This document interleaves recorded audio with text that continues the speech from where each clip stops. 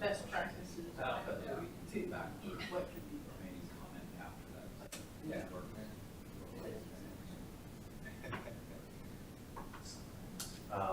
Okay, and then do you guys have the renderings? Yeah, but they'll pull them up. Right. Okay. And I can get up there and kind of point it out. Yep. Or- Do we have a laser pointer at our disposal up there? Those boxes? Yeah, so park Or there will be one there. So they're park committee and work session. Okay. So they're like resident volunteers, they kind of give recommendations to council and stuff, so they're the ones who kind of. There might be one here. That's a microphone. Okay. Or no, sorry, Lindsay's got notes. Oh, If you this is what they do, they, give input kind of on all the different stuff. Okay, cool.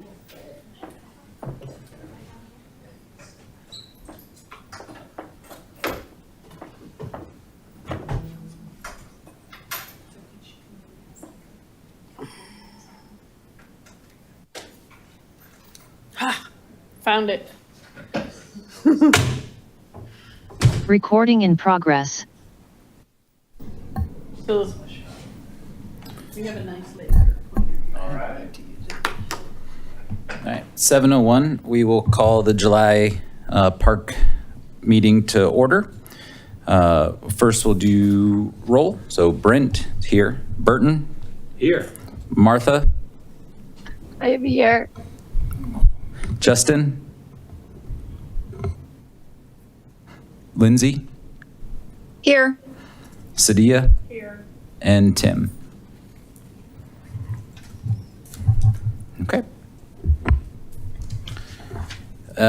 Approval of the agenda. Any comments on the agenda before we move forward? Okay. Generally, we go to public comment at the beginning. We're going to ask to hold that for Community Park Playground. So if on Zoom people have public comment for topics other than Community Park Playground, we'll go ahead and hear those now.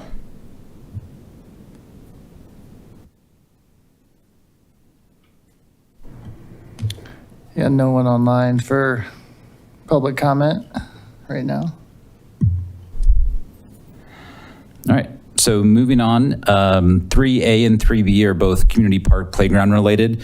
I think it may be good to start with a quick overview from our partners who are here, as that may answer some of the questions or thoughts that people have, and then we'll come back for community comments afterwards, if that's okay.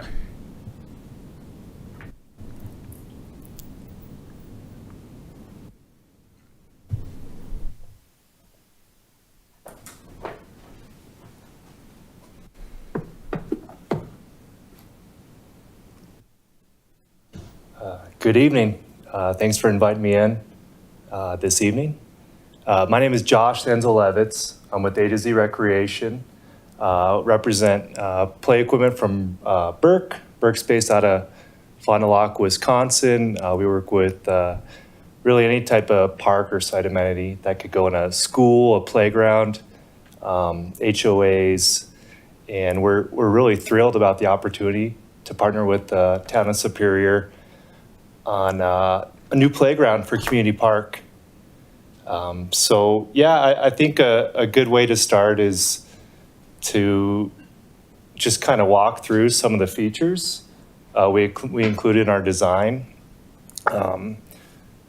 Really, and is it okay if I walk up to the screen? Okay. It is, but they This need is- to hear you through the mic. For Okay. the recording, so, but you have a pretty big voice. Okay, well, trying.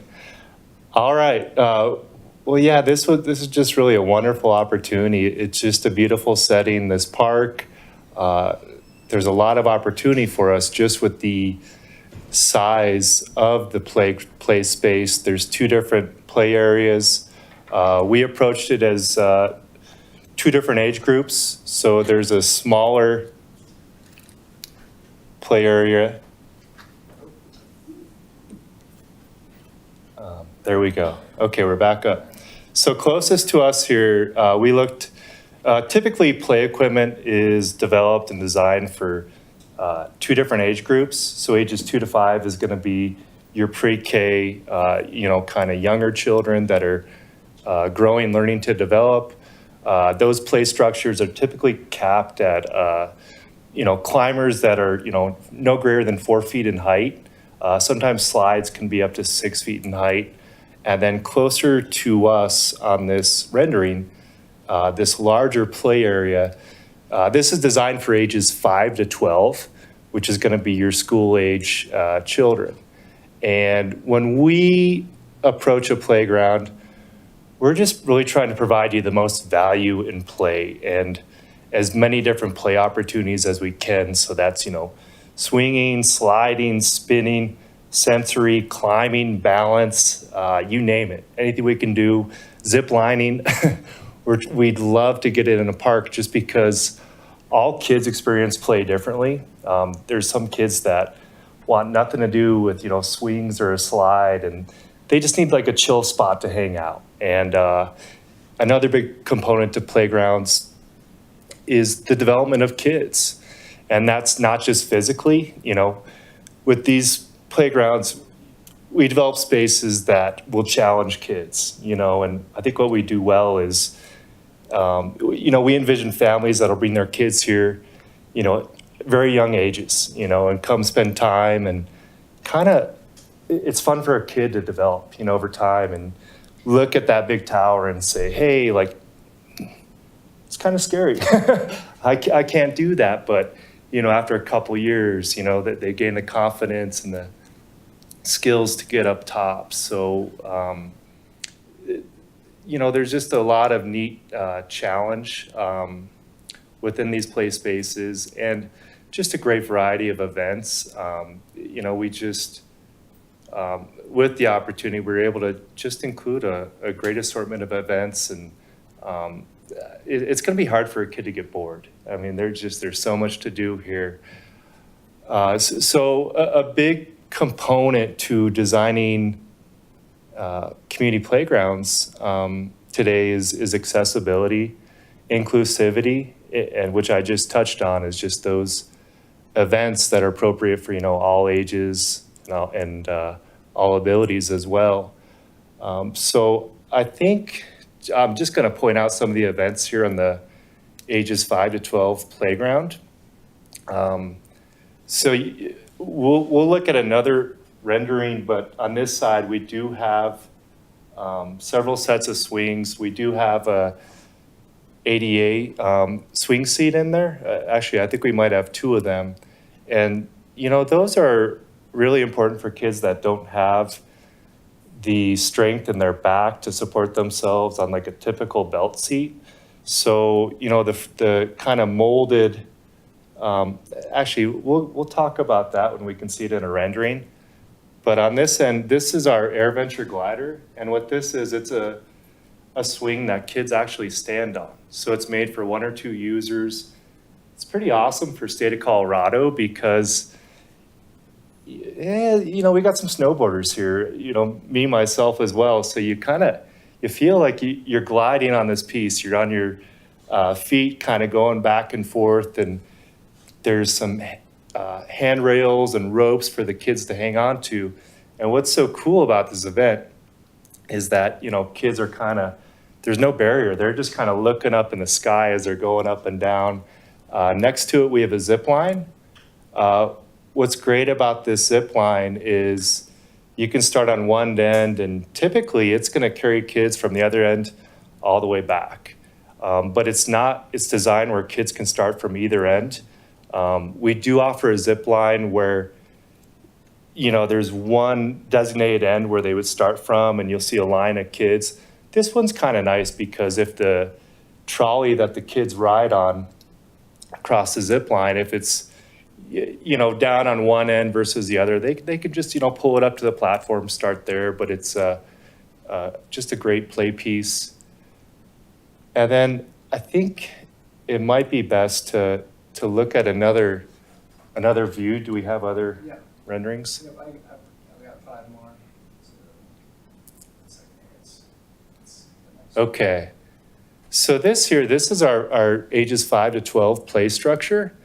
Right off the bat, you're welcomed with a sign, welcome to Community Park. This is some, gives families a sense of place. You're here in Superior, you're at Community Park Playground.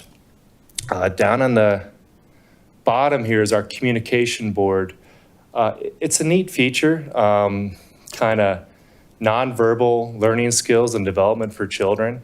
So there's just little communication features on this panel to aid kids in communication development. This is also, it's a ramped entry onto this play structure. So accessibility, kids would start on the sidewalk. We're installing rubber poured-in-place surfacing. So this playground is going to be very accessible to a child, in a mobility device. So they can roll right up onto this ramp here and work their way up onto the structure. A neat feature from PARC is that we have these sensory rails as the kids work their way up this ramp. So before, this was kind of like a dead space. It was just a barrier or a rail where there was no play event there, but PARC has added a play event with just there's 6 different sensory features. There's kind of touch, feel, look, color. One of them has a mirror. It's just making use of something that really didn't have a designated play area before. So kids work their way up this. We have different features that are kind of throughout this lower level for kids in a mobility device to interact with. And then, of course, this goes up into several levels, a couple different towers. There's a lot of climbing events that you just really can't even see from this rendering because there's just a lot going on in there. There's a lot of shade from the Evolution roofs. This is a super attractive feature because we have this Aura hex shade. These are 6 fabric shade panels. They're really going to be wonderful throughout the summer, especially here in Colorado. And this, the structure links to different events. One piece, it's kind of hidden in the back here, but this is probably our best, inclusive event that PARC offers. And it's a real game changer. Do you mind checking other renderings, see if we might have a different view? Okay, perfect. Okay, so you're good if we can go back to that last one. So this is PARC's 360 loop 10 foot. And what this is a child in a mobility device. So this at the bottom of this image, the slide actually meets that climber. And what this does is rather than having stairs on a playground to get up, up top, we have that ramped entry. And then, a child in a mobility device, they can actually transfer onto the platform at the base of this climber here. And if they have upper body mobility, they're able to actually pull themselves up that, kind of slide their butt up this, it's kind of a rubbery material, and they'll get up to one level here, and then there's a whole nother level. So a child in a wheelchair, they can get up to the top of a 10-foot slide, come all the way down, and rather than, mom or dad or caregiver waiting at the bottom, with their wheelchair or to pick them up and take them to get them back on a transfer platform, this is connected. So they can just slide across and loop it again. And it's really special to us. On the ages 2 to 5 play structure, we have the smaller version of this, the 360 loop. Last week, I visited a couple communities in Colorado where we've installed this recently, and it's a big hit. It's a game changer. Over on this side, you'll see this kid on the Innova rocker, and this is off of the ramped axis where a wheelchair user can get onto this. And what it is it's a piece that's flexible. It's kind of like a rocker where a kid can get on there in their wheelchair and go back and forth. And then there's so much challenge. This is, I think our highest deck is 16 feet off the ground. So kids are pretty high up there. They're contained. What's great about this structure is there's a lot of, there's transparency. I mean, you see right now the panels on the sides, but on the back end, like there's a series of ropes in there for a child to get from one level up to the top of this. And on the back end, they're secure in there, but it's very transparent. So you shouldn't have concerns about people, like hiding out in there. The rope tunnel, super fun experience to be way above the ground and just kind of feeling free. And you'll find that, some kids are gonna wanna just hang out in there. We got a ton of these big Cobra slides. I'm a pretty big guy and I slide down these like pretty easily. I think they're 30 inches diameter. And then like one thing we really excel at is just linked climbing events. So you'll see there's just different balance pathways, climbing pathways throughout this play structure. So there's a lot going on. And if kids are playing floor is lava, it's just like, what a fun way to play that. So it's probably the greatest structure we've ever come up with. Like I'm so stoked about this thing. So I think we should, and we do on this side of the playground, so we have the zip line. There's a kind of teeter-totter event. We have 2 or 3 benches in here for mom and dad to sit on the side. We might actually have some benches connected to the play structure. I'll have to double check that. But again, there's a lot of shade, which helps kids and families stay and play longer during the summertime.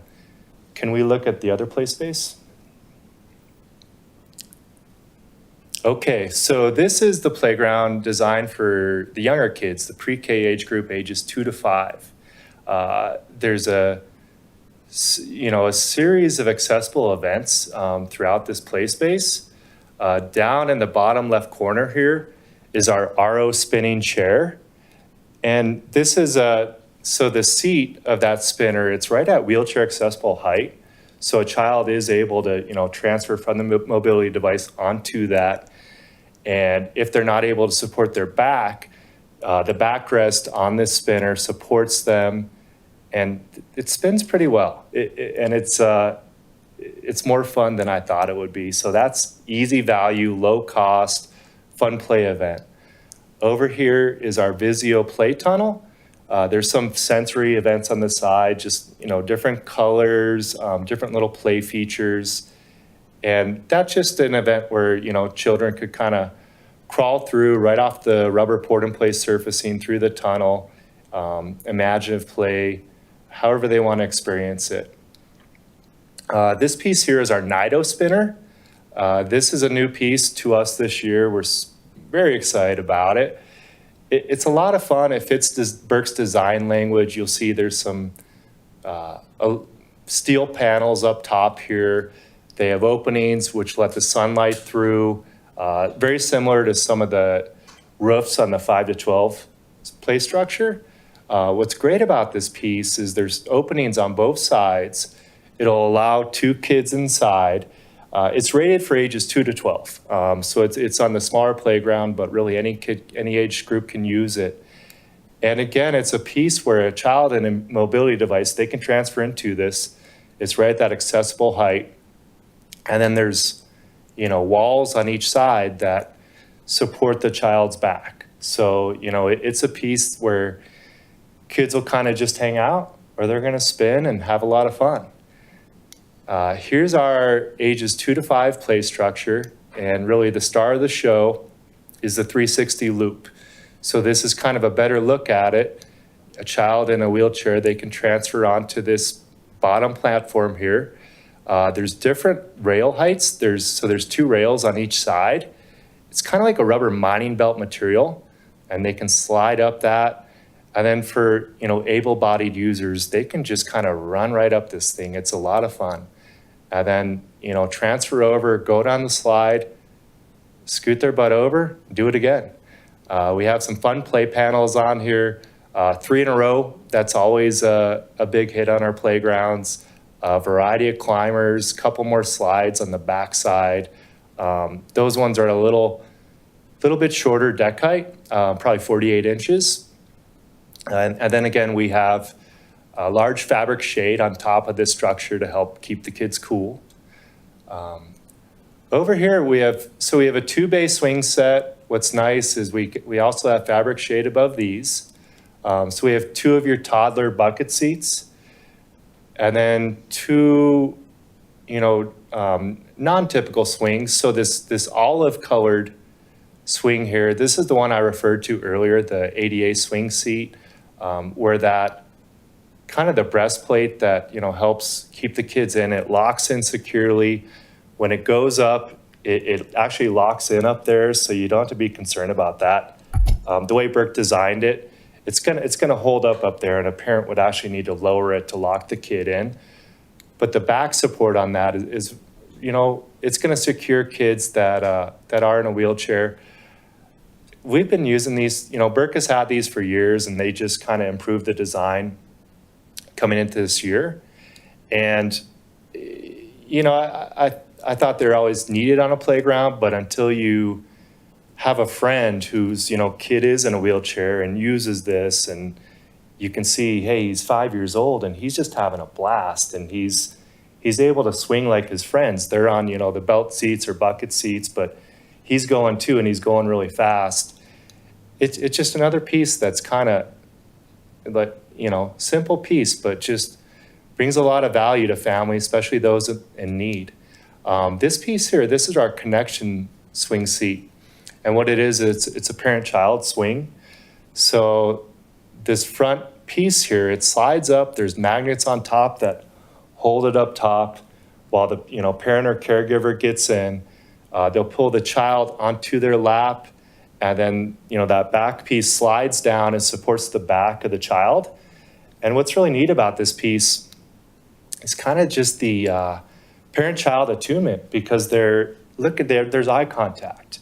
And a real fun piece of play is when you have that connection, the eye contact, and you see the smile, on your child's face, and it makes you smile. And so it's a piece that, a lot of families, they'll repeat, especially as their kids are younger. So that's a fun piece. We have 3 different animal rockers here. Burke has a heavy-duty spring, so these, there's going to be older kids, they're going to try to jump on these in the evening, but we do have a heavy-duty spring, so they're going to hold up very well. And then over on this side, this is the Burke Express, and it's a themed play piece for ages 2 to 5. So there's kind of your train engine with a little tunnel on it. The next piece, this little car, it's got kind of like a balance component on it. Or actually, no, it's a table. So there's a table and 2 little benches for imaginative play between kids. They'll sit there and imaginative play, have some fun. The third car is a tunnel to go through. It's got little kind of waviness to it and some texture. And then the 4th piece is a little climber with some kind of handholds on it.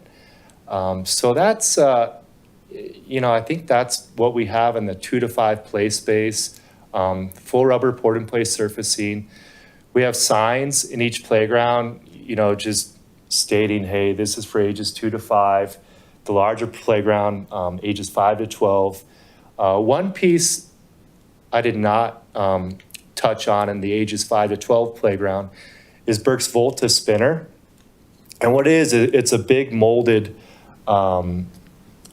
spinner piece. And so there's kind of molded seats, and it's also an accessible component where a child in a mobility device, they can transfer right onto that spinner because it's the correct height. And if they have some help, they're able to ride on this thing, but the seats are facing both inward and outward. So again, it's another piece where, a kid will get on and they're not so sure, like, I don't really like going fast or spinning, but gosh, they see the smiles on the other kids, because they're facing different ways. And before you know it, they're like, gosh, this is fun. And spinning is just so important for kids and their development and their sense of space. So really, we have just a great deal of play events throughout the playground. And yeah, we're super excited about this.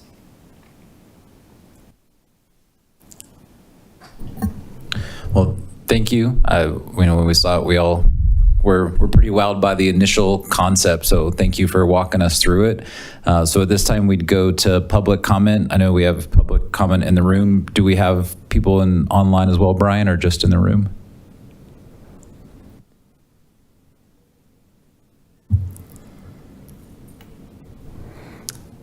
Just in the room. I don't see anyone online. Okay. So for public comment, if you want to come up to the podium, you don't have to give your specific address, just where you live, and then we have 5 minutes for each person. Your name. Sounds good. Hey, good evening, everyone. So I'm Sanjit Beer, last name spelled B-I-R, live in the north part of Rock Creek on Pitkin Avenue. And really, I had two kind of questions, concerns, comments. One, you pretty well addressed.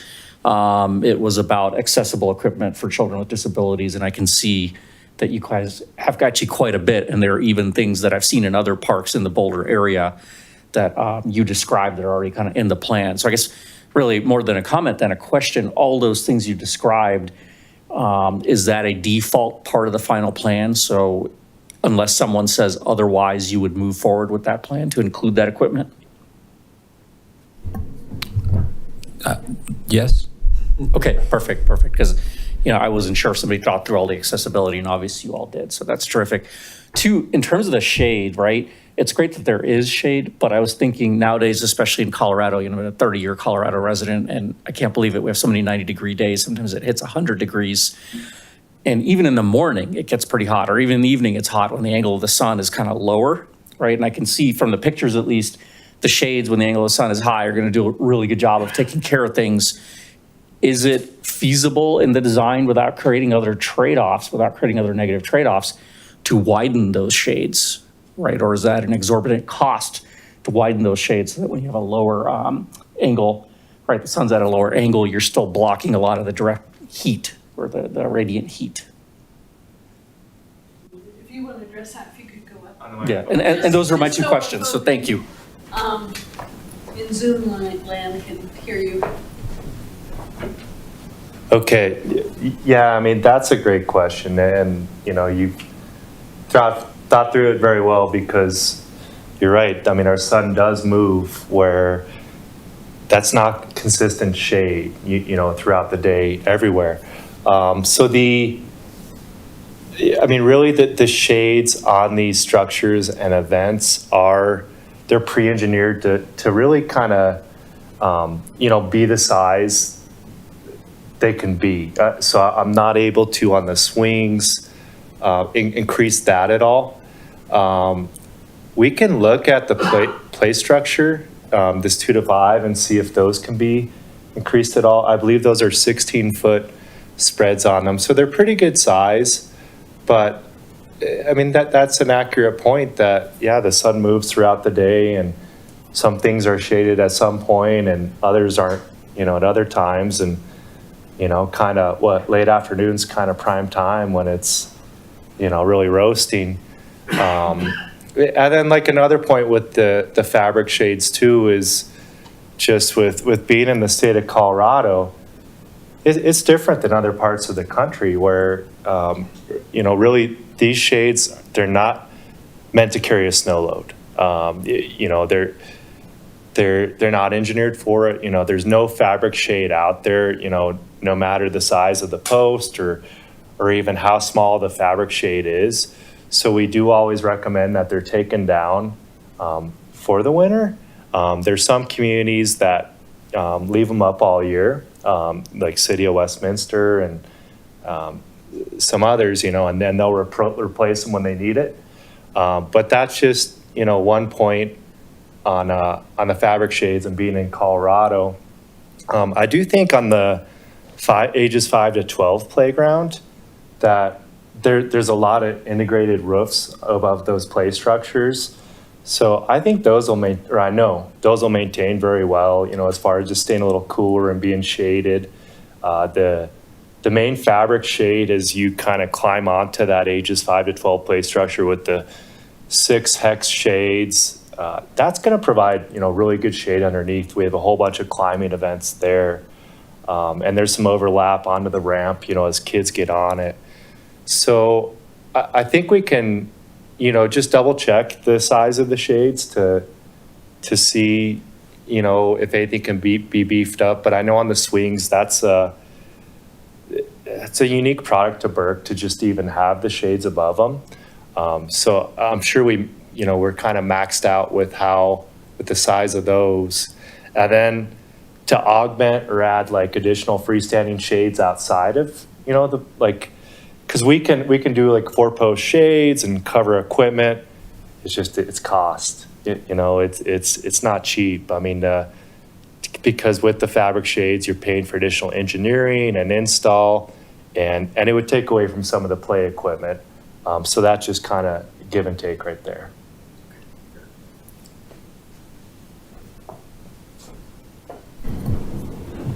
Just one last call. Anybody else come online for any other public comment before we just hear from committee thoughts and feedback on what we saw?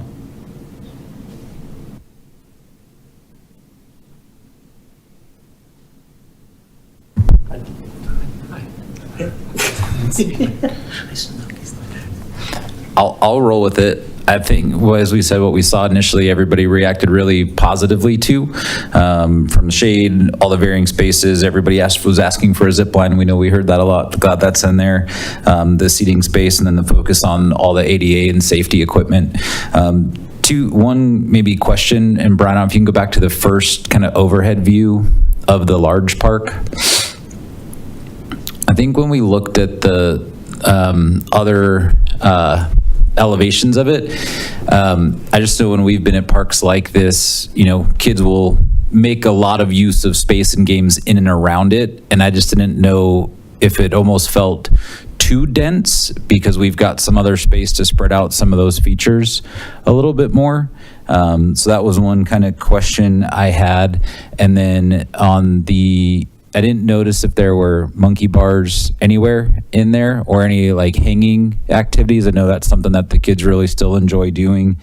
And then the third thing is, I know we can't necessarily see them, but I didn't see any traditional swings, and I would ask if there would be a way to incorporate maybe 1 or 2 of those in the younger playground. I think you said the 2 bucket swings were the toddler ones, but are there some lower, more traditional swings so kids at that age can learn to swing without being over on the big playground? So those were just the 3 questions or comments I had. Great. Okay. So down at the bottom here, so this is a different view than we first looked at. And this is a 3-base swing set here. And this is where our traditional swings are. So I forget whether there's 4 or 6 seats, because I think we have an ADA seat in here too. So I think there's 1 ADA seat and then 5 of the traditional belt seats. So we have that covered here, and then they're going to be shaded. And you make a good point about the density of this, because over on this side of the ages 5 to 12 playground, there's a lot going on over here. I mean, I struggle to walk you through everything because it's awesome. There's so much going on. And then, as you move through it, it's a little more toned down. And a lot of that, so when we're designing a play space, I mean, really our goal is to make the most use of the space, to take the budget we're given and, fill it up. We don't want to have, dead corners or unused spaces, because we have that room. Let's use it. Let's provide some events. But each piece of play equipment, they're going to have a fall zone or a use zone, which is that typically it's a 6-foot offset, from any event. These, like the larger slides that are above, 6, 7, 8 feet in height, they're actually going to have an 8-foot exit zone off of them, where we can't have anything interfering with that, also on the sides of them. So, and this big play structure, I mean, the ramp is able to come right up close to the sidewalk, but that really fills that space. Here's the Volta spinner. That's the one with the molded seats. Ton of fun. That's going to have a 6-foot use zone around it. So I think it's like a 20-foot diameter. But as we get over this way, the swings have larger use zones. So that's why it's like a little less dense. So I believe they're all pretty close on this side where the use zones are touching. But the use zones on the swings, what they are is it's going to be, so what we do is we take the top rail height, which is 8 feet. Well, I'm pointing to kind of the top of the shade here. But the top rail height where the swings are, it's going to be 8 feet from the surface. And then you double that. So you get 16 feet to the back and then 16 feet to the front. So 32 feet to fro where we can't have any overlap at all. And then on the sides, we got 6 feet of room, 6 feet of room. So I know the zip line is pushing right up to the use zone of the swings. I think there's actually some overlap because on the sides, you can have some overlap on a swing set. So these swings, yeah, they kind of just fit nicely in here. And then we were able to get a little Comet spinner in here. And then again, this glider, he's going to have the same type of use zone. So even though he's a lower type of event, I mean, the glider is actually pretty low to the surface there. That use zone is still double the height of the top rail to the front and to the back. So yeah, and what we also try to do when we're designing is we try to push the swings to the outside so that kids aren't running through it as they're getting, to the play structure of the spinner. It's a little safer. So I feel like a lot of families are going to approach from the playground from the ball fields here in this parking lot. I'm sure they'll approach from all directions, but I think a lot of traffic comes from here. So they do come across the swings initially, but we figure they'll, take this sidewalk in and choose where they want to go play. But I hope that kind of gives a better idea of like just kind of the layout and how things fit together. And you're right. I mean, that is. It looked very dense from this view. I think when we came in from there, so you can see a lot of it's the railing and the ADA path that goes up. And yeah. So everything you're sharing makes sense. Are there monkey bar or like vertical climbing structures in that area? So there are. We do. So there's different linked climbing events kind of under the Aura fabric shades right in the middle here. And they link to different decks throughout here. So there's a lot of ways for kids to work their way around in here. And then over on the other side of the unit, there's also some overhead kind of, it's not like your typical monkey bars anymore where they're just horizontal and you work your way across. There's kind of some bend to them. Yeah. But we do have some in there to work across. And then also kind of more vertical events, but in these play towers, actually this one here, this is our Evolution Climber. So I described this earlier, it's pretty transparent on this back side. Within there is a series of ropes. So kids are, kind of going up there, climbing, reaching above them. There's a couple different courses to get to the top. And it's a really fun way to get from one deck height to another. So I think they're going from 8 feet, up to a 16-foot deck height. And then there's a couple of, large slides off that, a rope tunnel over to this event. Some neat features is just some of the aesthetics of some of the, play equipment, like this piece, the posts on it, they're not just strict horizontal. They have some bend to them. So there's a lot going on, but yeah, there's definitely some overhead climbers. And then on the 2 to 5 piece, we we're kind of limited with the size of the children of like what we're able to do as far as overhead climbers. But there are some different play events. Can we take another look at the 2 to 5-year-old playground?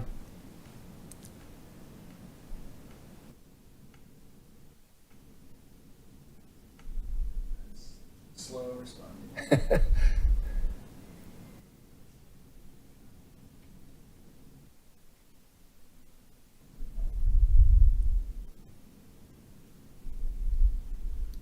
Okay, I can't see that backside, but yeah, I mean, so okay, yeah, so we have some music. We have a transfer platform here. This is another way for a child to get up on this structure if they're in a mobility device. Some different play panels. There's this climber here. I think it's a coil climber. It's a new piece, so that's a fun climbing event. There's this guy here with the handholds where they have to think about their foot and handholds. Another here. And then, yeah, there's so many events like on the 5 to 12. I think it's hard to see them all, but It is. I want to hear comments from the rest of the community because there's one thing that I'd like to come back to, unless there's other questions, comments from the group. Yeah, for sure. I love it. I think it's great.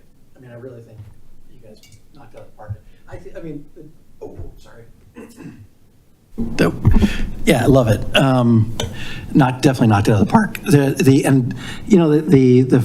The 5 and older area, it's fun. It's like a fort. So all that density kind of makes it kind of forty, which is kind of cool. I'd say, to comment on the shade, we added shade at Founders Park, and it made a huge difference. So if you go there and take a look at Founders, it does, different times of the day, it does make a difference, but it made a substantial difference in like the shade. So it does help a ton. My only comment is I've got neurodivergent kids, and for the 5 and under area, I would really, really, really love to see that fenced in for elopement. It's a huge bonus for parents, especially if you've got multiple kids with ADHD or ASD. They love to elope. And if you try to take your kid as a single parent to a playground with 2 kids, they'll go ting in different directions, and it's the most stressful thing in the world. There aren't any playgrounds in the area that have any kind of anti-elopement kind of areas to it. And so, like, the fencing makes a huge difference. It would just need to be because they grow out of it by the time they're about 5, 6. Like, it gets better. It's huge. It's enormously helpful for parents who've got any kind of neurodivergent kids, because that's a huge issue. And they end up just don't go to the playground. They just don't go to the playground because it's so stressful, because the kids just end up running off. So you don't see it too much because the parents just don't go if there's no containment. So that'd be super helpful. Okay, and is that something where it could be, because I think it's going to be a pretty large expense to do that? If you,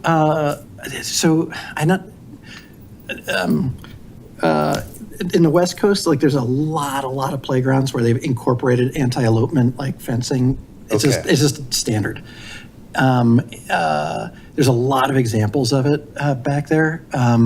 So, like, I could send like a bunch of different examples. It's like almost all new playgrounds have some kind of structure around it. The ASD is like I don't know if it's an emerging thing or more of it's happening or there's more of awareness to it, but it's a thing, and it's a huge help, huge help. Well, on my side, I think what we could do is look at, what the cost of that would be. I did send park staff, Burke released new this year, their playful fencing. And what it is it's a fence with like rotomolded plastic kind of pickets, but they have some shape and some different form to them. They're not just horizontal. We can alternate colors. It can match the play equipment. And it's actually, that's where like the community park welcome sign, as you come into the structure, that's where, that's new to us too. So it's like part of that playful fencing line. What I can do is just look at what the cost of that would be and let you know. It's gonna, I mean, I think we're looking at like a 4,000 or 5,000 square foot area here, this smaller playground. So what I'll do is, we'll look at a cost of that. And then, I might recommend looking at like a fence contractor, because we don't necessarily do fencing, but like the playful fencing is something new to us. And I don't have experience with it yet, putting it in a playground. It looks really neat. Sounds pretty cool, but I guess I can look at what the cost for that would be. Okay. I love it. You definitely hit everything that from our discussions. I mean, the zip line, the ADA accessibility features through almost every single structure, it seems like, which is great, but it's also great for people who are not need that accessibility. Like you said, people who are they run right up the ramps. The way you spaced everything out with packing so much in makes a lot of sense to me. The multi-level treehouse is one of the comments that I suggested and to incorporate. It seems like you've definitely got that. I mean, everything that we had just been discussing, it seems like has been incorporated. The pour in place for also the ADA accessibility is huge. So that's I think it's fantastic. Approved. When can we go? And just a couple items to point out too is just you're getting great value with this playground because the PARC is going to have the best warranty in commercial play equipment. It's basically 15 years non-prorated on most events. So year 14, if you happen to have like a slide crack or something happen, send us photos of it, and PARC will send out a new slide.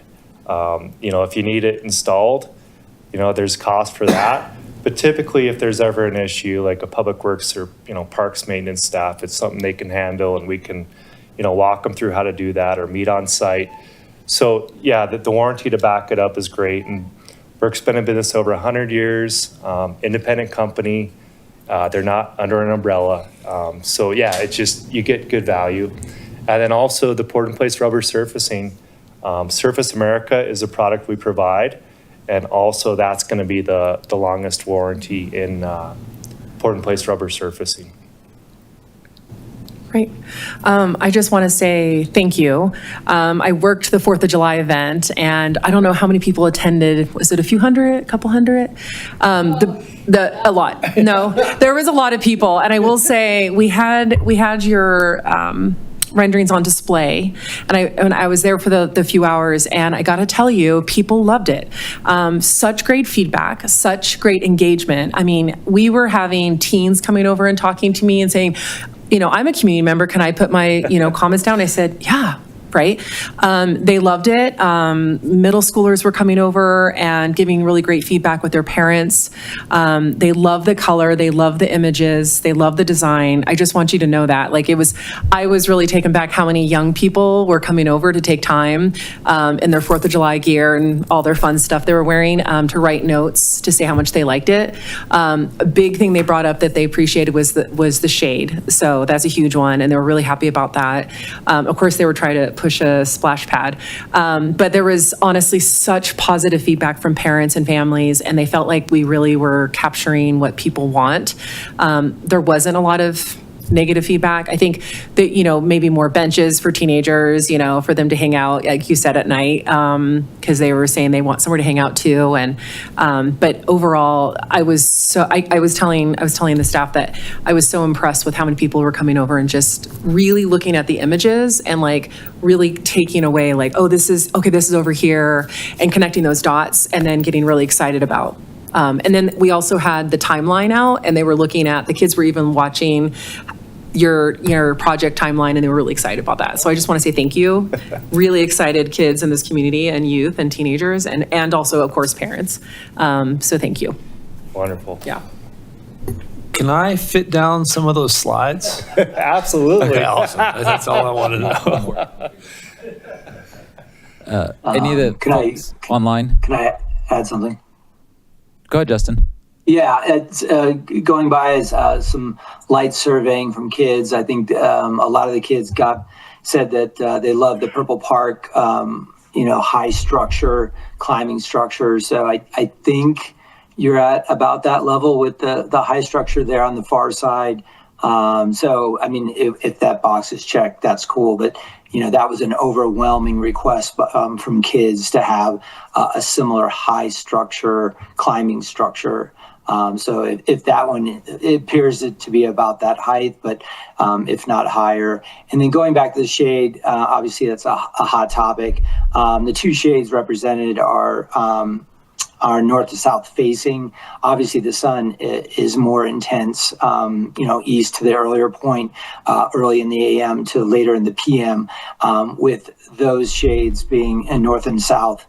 Stretching as a rectangle, they're going to be less beneficial in that way. So however we can maximize shade and maybe not have a 10-foot ceiling, or I don't know what the ceiling is on that, but obviously shade is paramount. So just putting some thought into how the sun moves in the summer months and to maximize that shade. And I know that that would be restructuring some of this. However, if you have a rectangle that only serves 2 hours of the day for shade, obviously that's not going to be the best case scenario. So that's it for me. Thank you. That's a good comment. Yeah, we'll look at that. Because I believe, you want to go back to that, Brian? Yeah, this is west and this is east, correct? Okay. Yeah. Yeah. So even in your rendering there, you could see how the shade is not beneficial. Sure.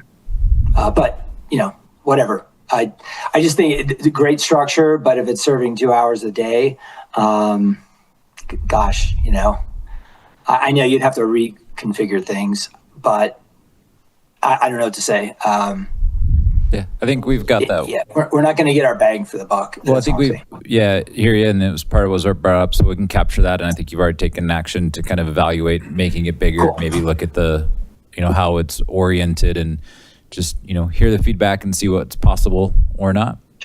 Sure. Thank you. Yeah, thanks, Justin. Anybody else? Park committee online?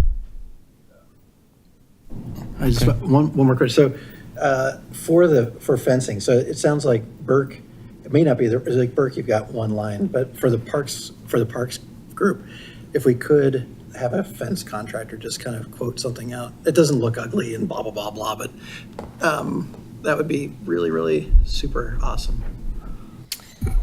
Yeah, we can look at getting a quote for like a chain link or something similar to that, or even integrating some of that with maybe some of the play panels that Burke has to make it a little bit more fun. I guess my question is, does it need to be 100% secure 360, or can it be like a barrier on 3 sides? Or we might need some expertise on best design for that. Yeah, I think any kind of containment. So even if it's 3 sides, like the back side and the 2 sides, and you've got an entryway, at least you've got one area where the parent can kind of run, like.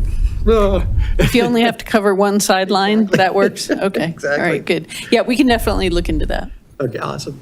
Yeah. Okay. No, I think everybody's echoed very positive sentiment. We're all very happy with the initial designs. The one last thing that struck when you talked about kind of how people enter the park and where the swings are from experience, when you've got little kids who want to go and swing, it does make me a little nervous that the belt swings are clear across the other side of the playground.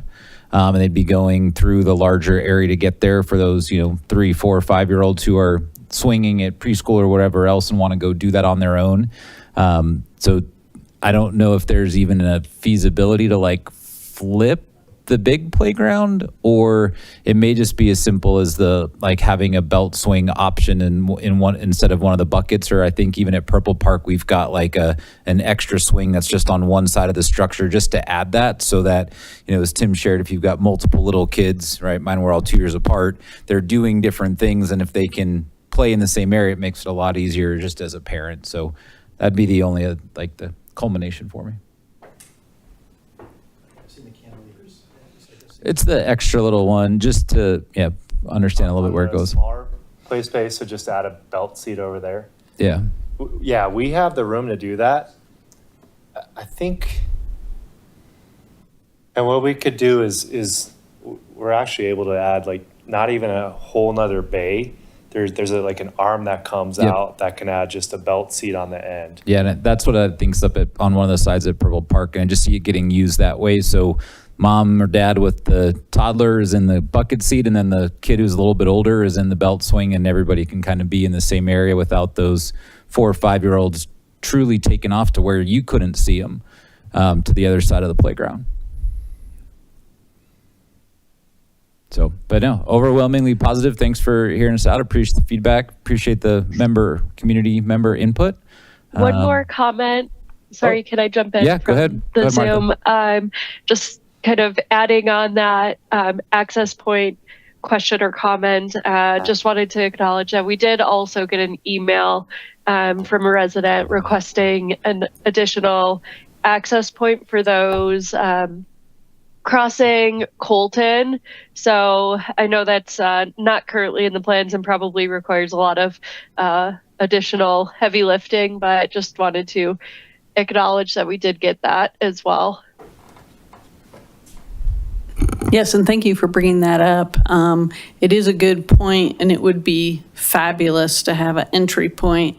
It's challenging to do that. It would be outside this project, but it is certainly something we can take a look at in the future. Awesome. Thank you. Yeah. Thanks for bringing that up, Martha. I had it on the list to come back to, but you beat me to it. No, it's great. Appreciate everybody paying attention, those coming in. So, all right.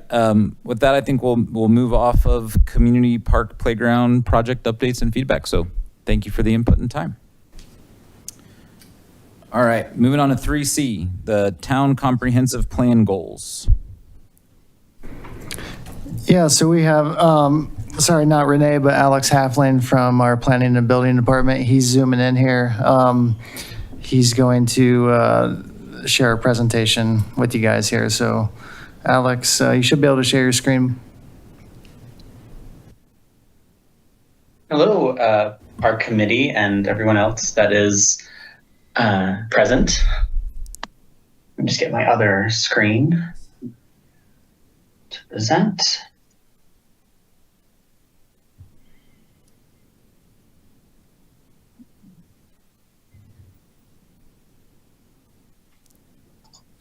Perfect.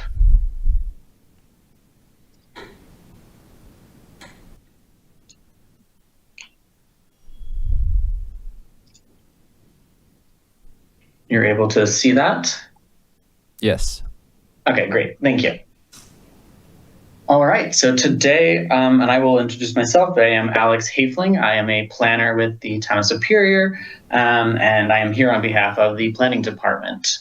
And so today we are here to talk about the Comprehensive Plan Parks, Recreation, and Open Space Goals. And to start off on this first slide, all of our goals are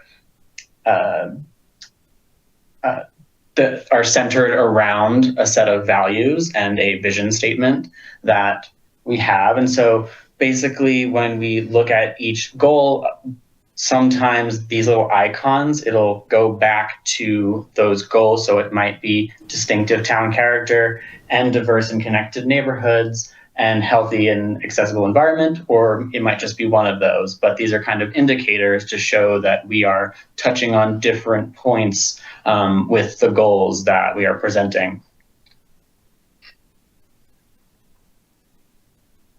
So next, this is the mission statement from the Parks, Recreation, and Open Space department. So this is the Parks, Recreation, and Open Space Department encourages a vibrant and meaningful community by providing exceptional parks, facilities, open space, events, and services.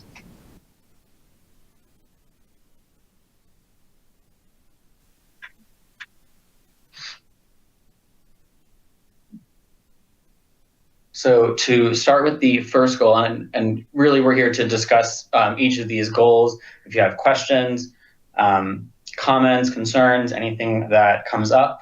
I also want to mention that these were also presented to the open house that we had back at the end of May.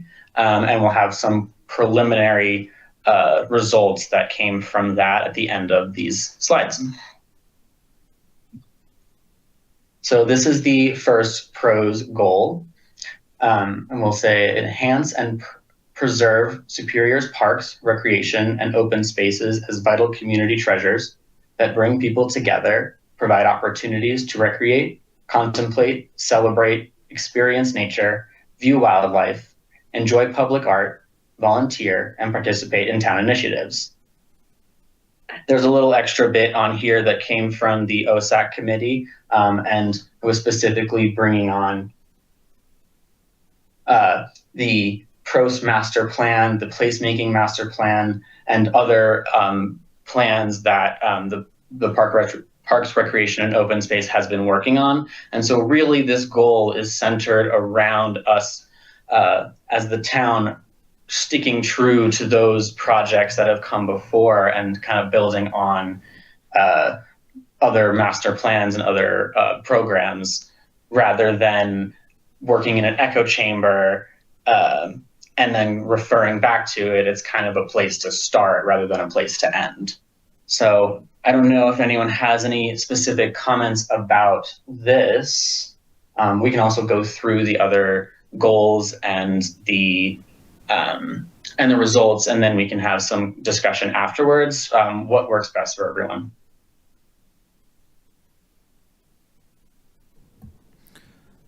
I think it makes sense if anybody has feedback as we go through each one, just share it real time, and that way it can be captured and we can keep moving through. Sounds good. Any feedback on the first goal from anybody on the committee?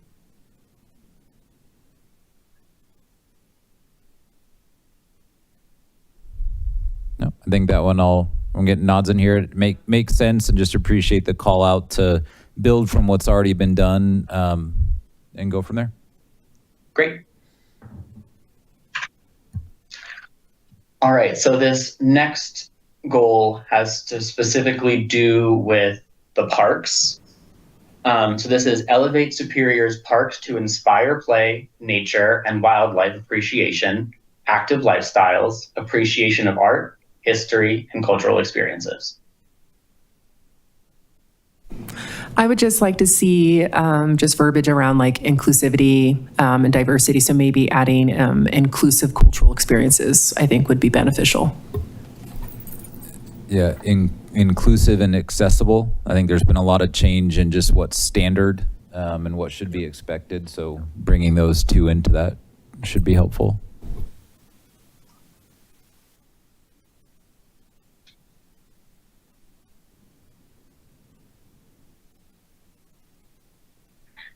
Great. So, specifically verbiage around inclusivity. Perfect. Great. Inclusivity and accessibility. Oh, yeah, sorry. No, that's good. Great. If no other comments, I will move on to the next one. And then this last goal is more specifically talking about the open space. And this one states, protect the open spaces that provide unforgettable, and I think that is actually taken out of there. Protect the open spaces that provide outdoor recreation, nurture wildlife, and support the natural ecosystems of our unique region.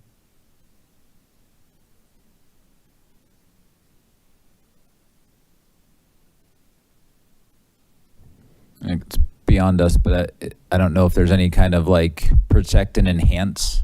If there's things that are done to make it, I don't want to say better, but understanding where we are with what happened in the community and other, sustainability, accessibility things. So maybe there's a consideration to protect and enhance where appropriate, just so it doesn't feel like it's just always static.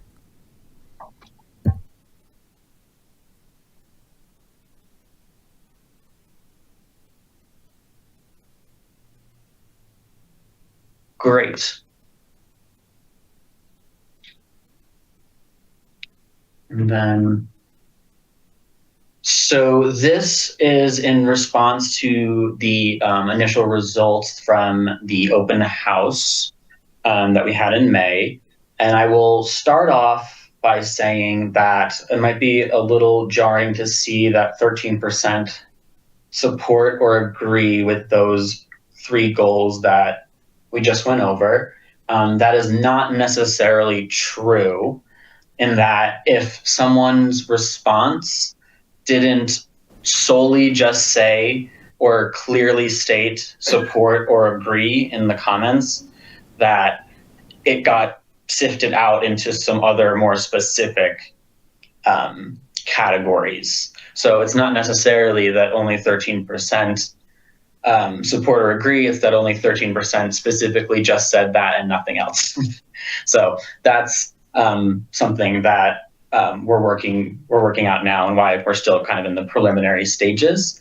And then the other comment there is, specifically, we had 36% of respondents mention something about Town 15.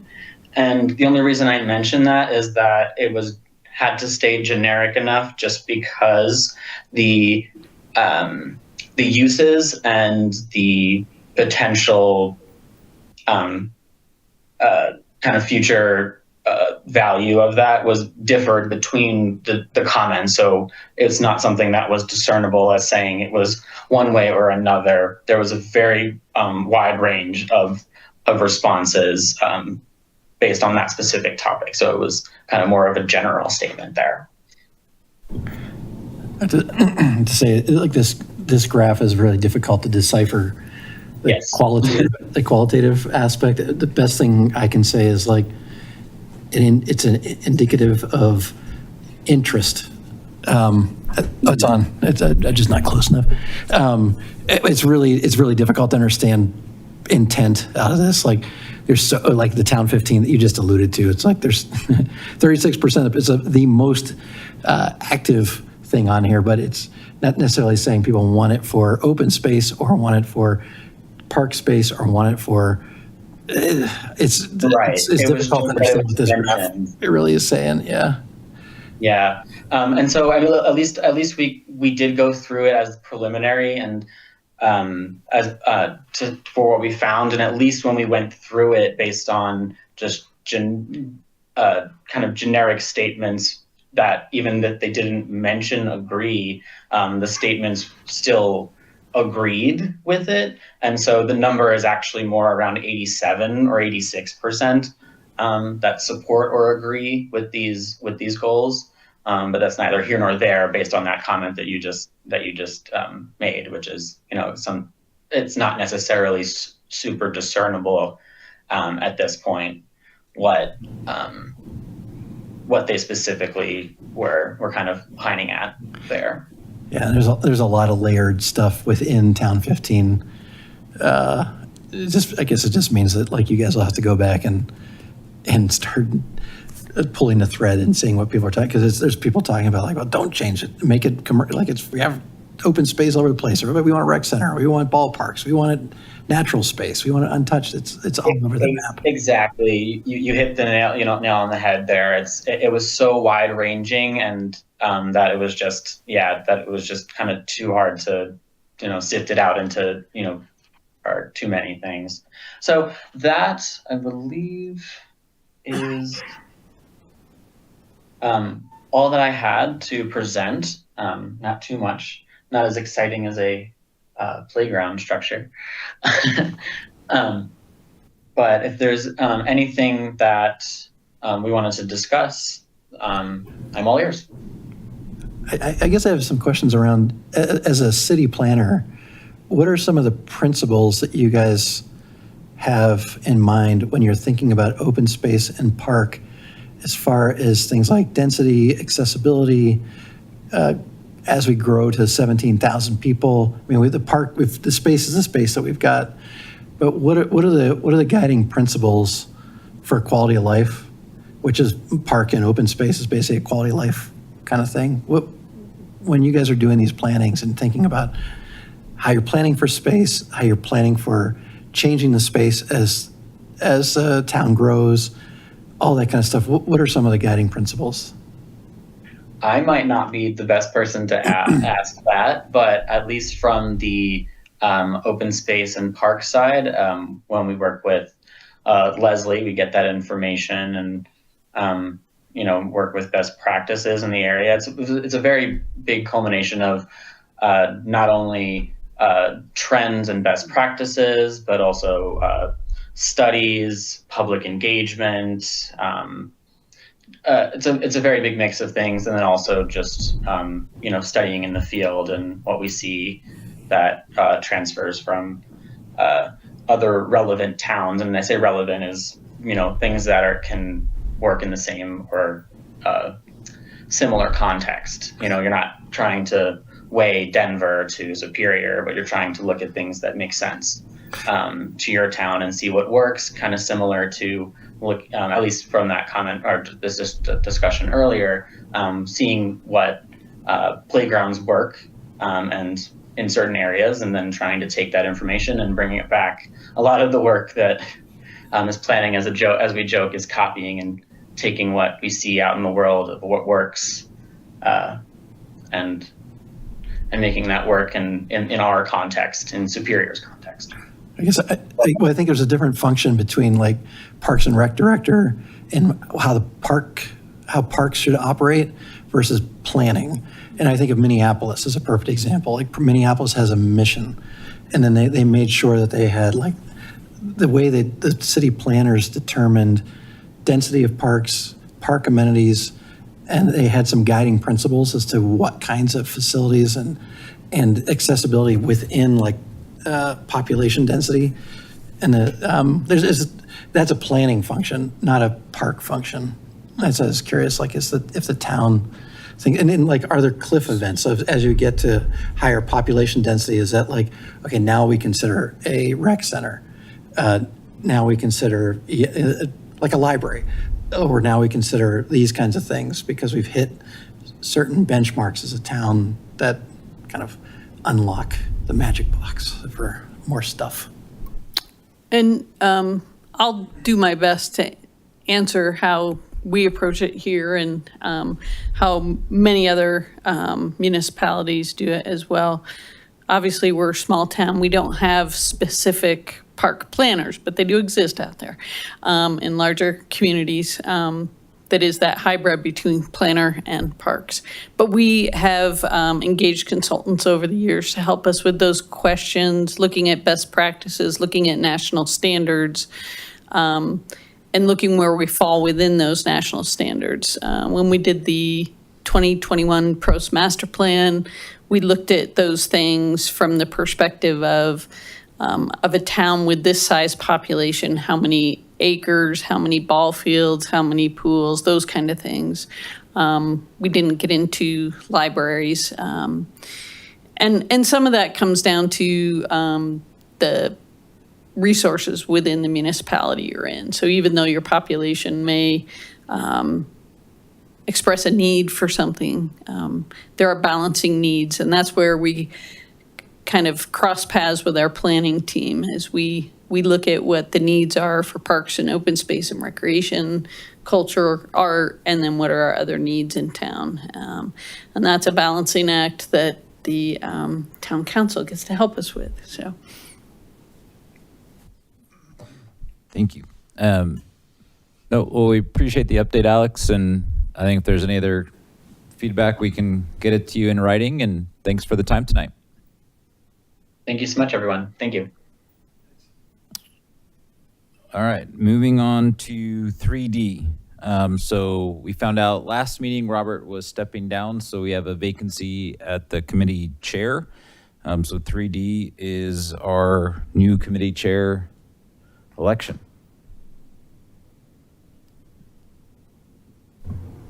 Yeah, so we just need to formally do a chair and vice chair election tonight. Is that what you were asking? Yes, and we need to have a nomination, Yeah, a second, motion. and Yep. then from a note taking, we just need to make sure everybody's votes are captured. Correct. Right. Yeah, like we've done in the past. Yep. Yep. Okay. I'm ready. I nominate you to. I nominate Burton as vice chair.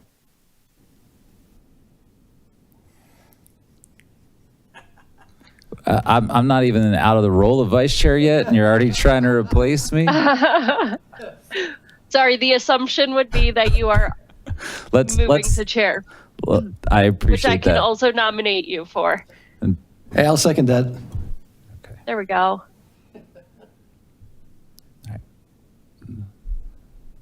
I'll third that. We'll do our vote. I'll accept it. I thought, made sure I have the ability to do it, which I do. So I appreciate the vote of confidence. So we'll start. Vote for Brent Hartman as new park chair. Burton. Yes. Yes, I vote for Brent for chair. Tim. Yeah, yes. Sadia. Yes. Did Lindsay make it? Yes, I support that. Justin. Yes. Martha. Yes. And Brent. I'm a yes as well. So, thank you. Yay. Okay. And then back to vice chair, we had a nomination from Martha to nominate Burton. I mean, I'll ask if it's something you're wanting to do, or I'll do it if you want me to. Yeah. it's not my choice, man. It's your life. Yeah.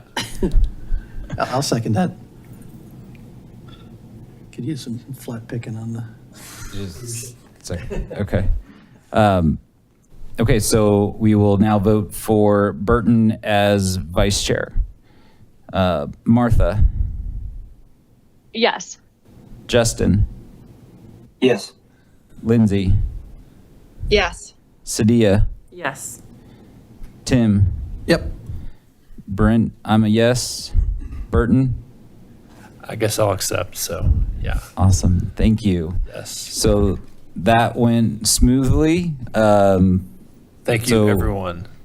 Yeah, and then so let the note show. We've got unanimous approval from the full committee. So I'll move into the chair role, and Burton will move into the vice chair role. Effective when? Do I have to take a training course or something? Good. Immediately. Okay. Awesome. All right. Moving on then from being elected. That's fun. 3E, update on North Pool renovation project. Yeah, okay. I'll provide a brief update for you guys on the North Pole renovation project from Monday night that with representatives from BRS and staff provided council members. Just give me a second here and I'll pull up a visual and hit some of the highlights, and obviously Leslie or council member Miller can correct me if I get anything wrong here. But yeah, so obviously, like I mentioned in my email that I sent to you guys late last week, this is a result of from after the June 23rd meeting, additional tweaks to the design, staff meeting with BRS and having additional feedback from council members. And that's what we're looking at here as far as this particular site design. Some notable things just to point out was BRS adding that west gate entrance right there, gate access on the west side. I think that'll probably help with traffic flow during swim meets, and then also still maintaining that gate access that the Flyers use now for swim meets through the existing wader pool. So that'll remain.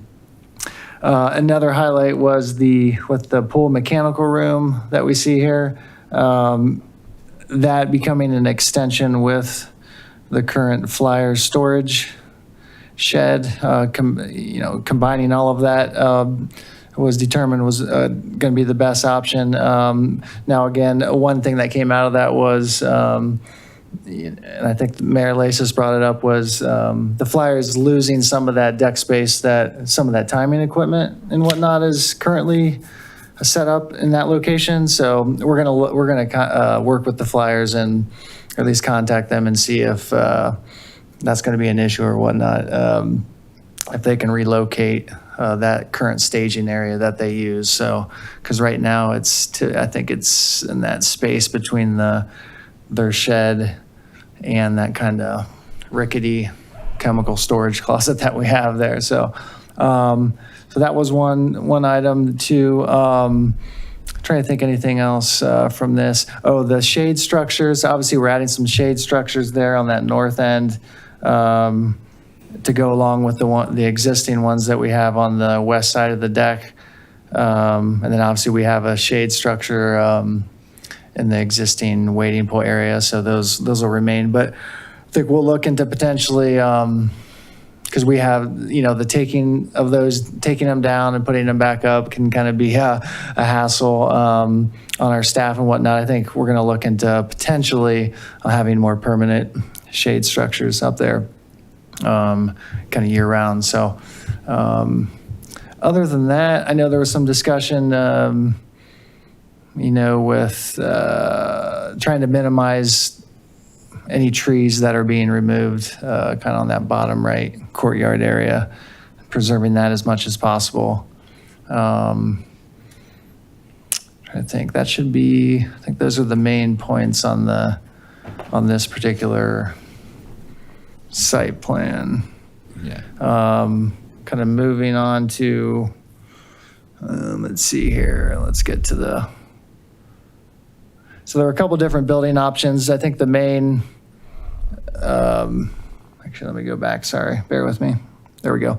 I think the main difference between building option 1 and 2 was the location of the men's restroom, locker room, and there was a lot of discussion on sight lines, and that's, I think you can see here that's what that kind of diagonal red line is. Concerns with I know BRS has, kind of been considering that, and that's why they have that diagonal there as far as the sight line, someone using the urinal and someone potentially being outside of that doorway there. So that was one concern with this design, but you can kind of see the configuration of where the locker rooms are at. There is no access from the lobby area into both men's and women's. I mean, the flow will go through past the control desk, and then you can enter in right to the women's, and then obviously around the corner there to the men's.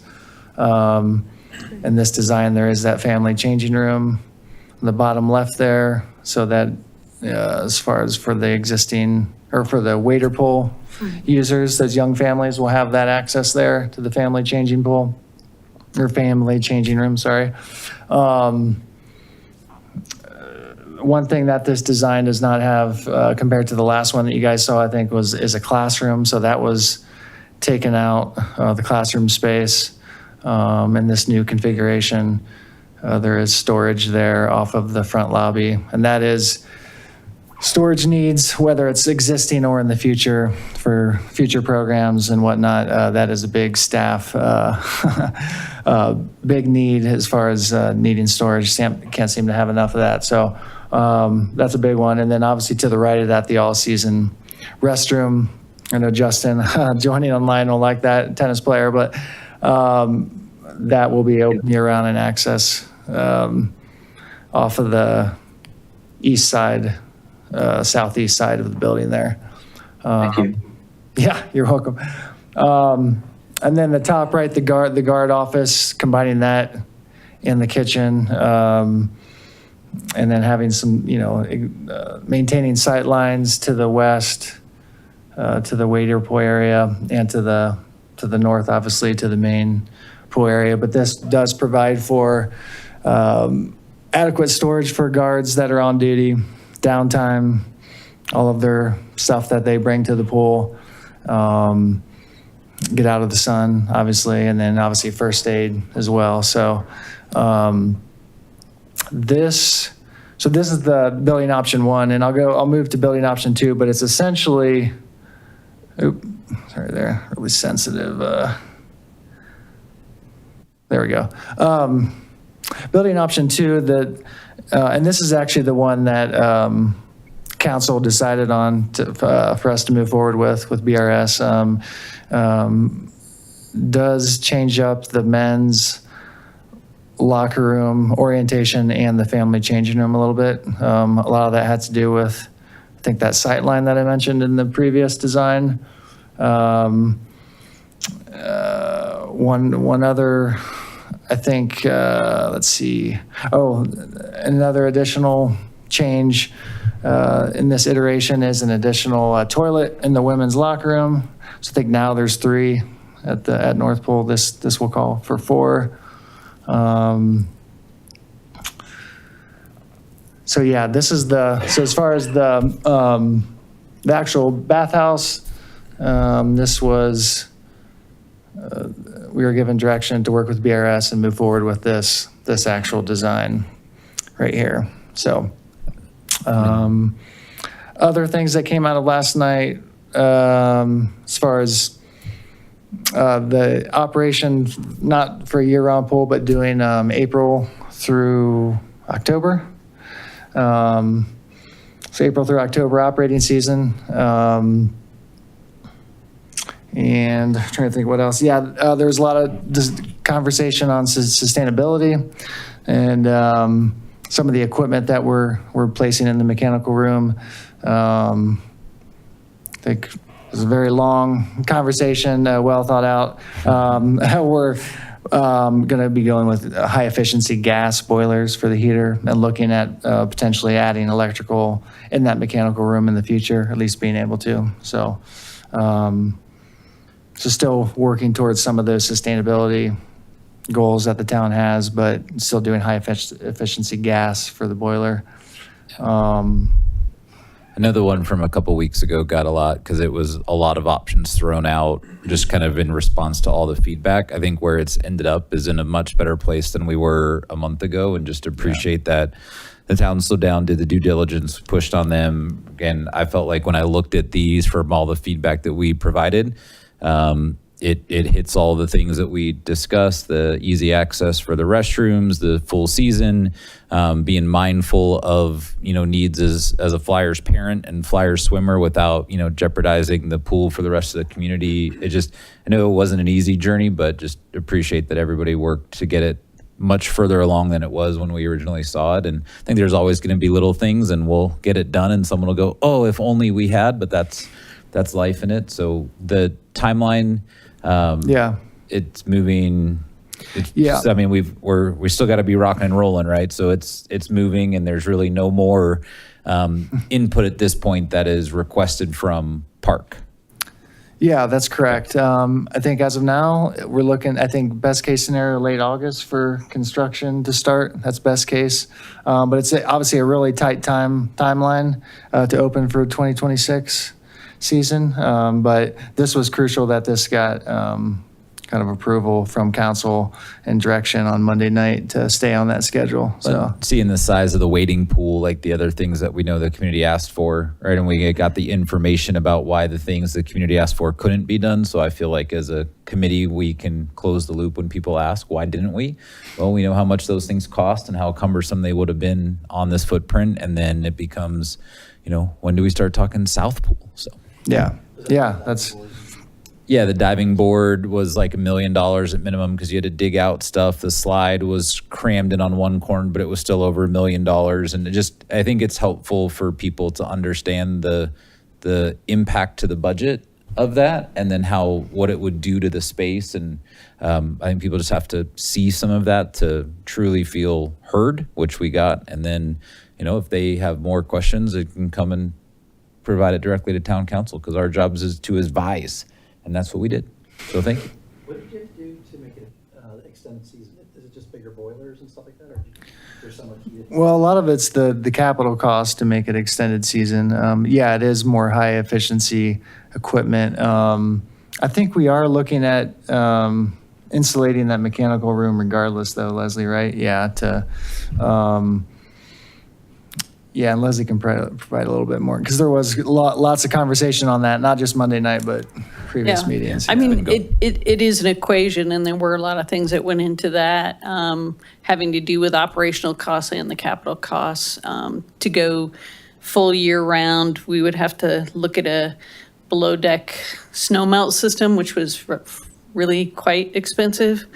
And along with just the additional energy use, and then balancing that out with who's really going to be swimming in the pool, and is it our town residents, or are we looking at swim clubs that maybe are really catering to folks mostly outside. So it was a hard decision, but I think it's something that fits our needs now, and I think there's some flexibility if we wanted to change things in the future. There's the opportunity to do that when we have the resources. Awesome. Related to so changing it to the wading pool, which was really cool, and the splash pad. This is probably a tangent, but taking over the splash pad for downtown, I noticed there's like a ton of storm and drang around that. Like, is it open? Is it not open? Pastor Menchie, see if it's open. Blah blah. So we got to get on the microphone. But yes, I'm going to say, well, we can put that on and make sure we get a written answer. I'm just watching the clock, and we have a couple more items to get through. Are you cool with that? Sure. Okay. Awesome. Thank you for the update on North Pool, and then we'll look to see updates from town councils that keeps moving, and hopefully the next month everything's signed and construction starts in August. That's exciting. All right, 3F, sports equipment rental recommendation.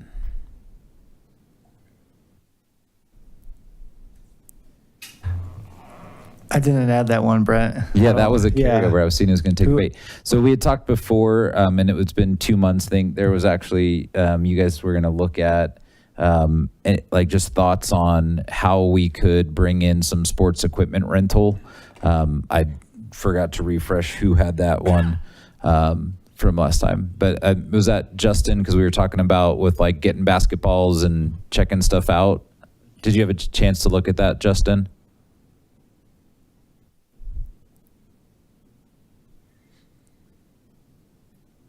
If you're talking to us, you're on mute. Sorry, was that for me? Yeah. Oh, I apologize. I had a distraction.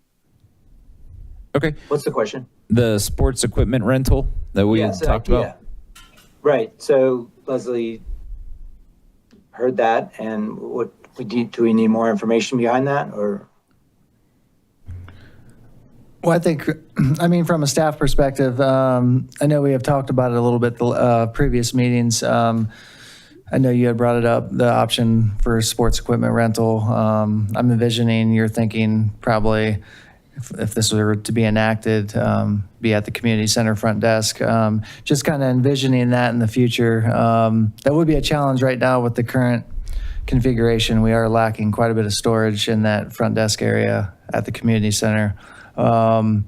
We are proposing a front desk redesign capital project in the 2026 budget. That would allow for potentially more storage and enacting something like this. But I'd also want to I think getting additional information on PARC or whoever's interested on how that might look and kind of meet a community need. And then I would actually want to run this idea by our facility staff, Tim and Tommy and some of those guys who kind of oversee the front desk operation before we enacted anything in the future. But that's kind of staff perspective on something like this.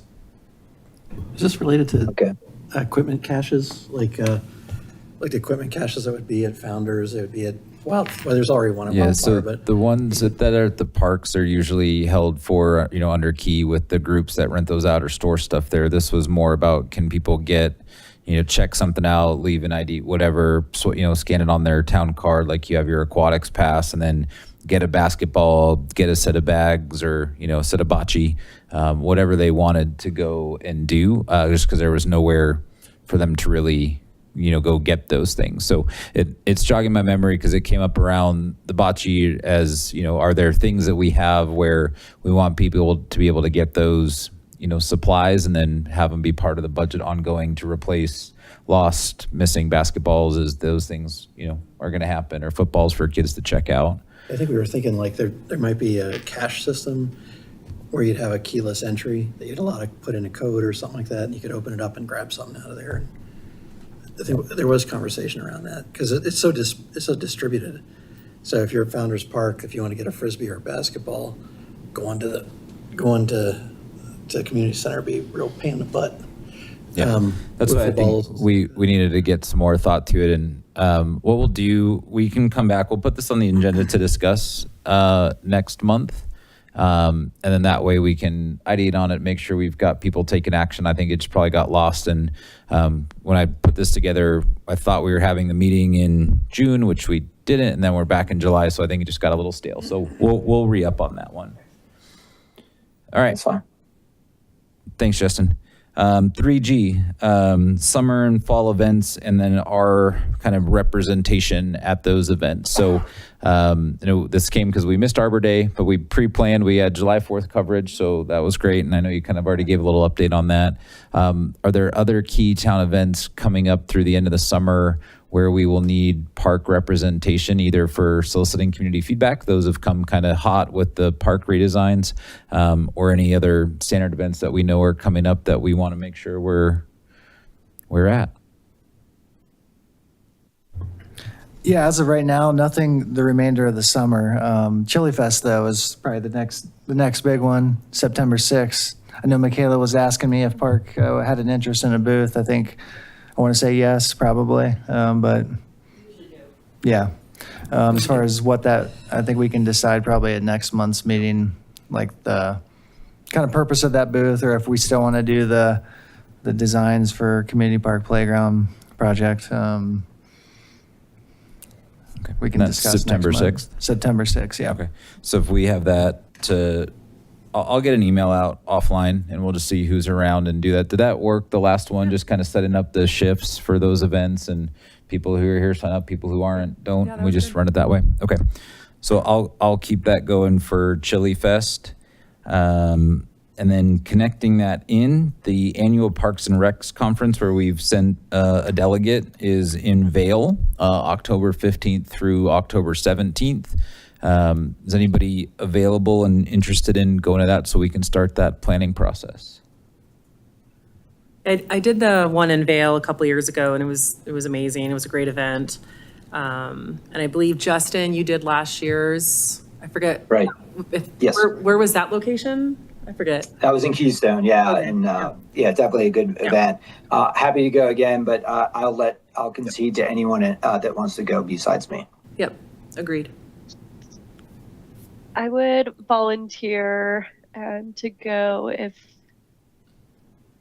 those dates work out, and I do believe they do. For me, let me just check the calendar real quick if no one has an issue with that. No, that sounds great, Martha. Just don't tell them you're a volunteer, right? Right. I would just a volunteer.